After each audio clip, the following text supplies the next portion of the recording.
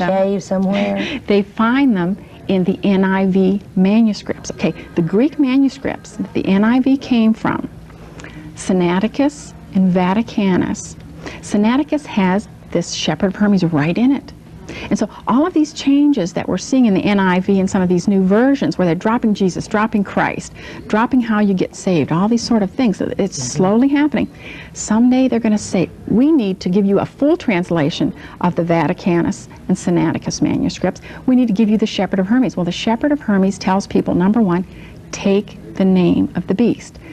You're kidding. Right. It says take the mark of the beast. It said give up to the beast, form a one world government.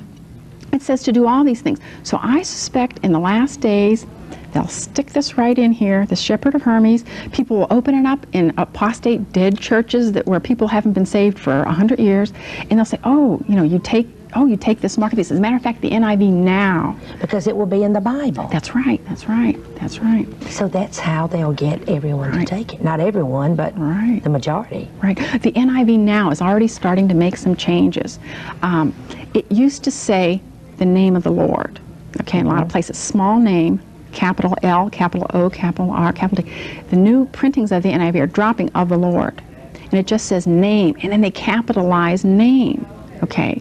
And it says not to take the name of, 666 name. We're not to take the 666 name. But they're getting rid of the of the Lord, and they're capitalizing name in the most recent printings of the NIV. And it could be name of anybody. That's right, that's right. Well, it says, to take a name of the beast on your hand or on your forehead. It's the number of man and his name, But the NIV does something else that's very, very frightening.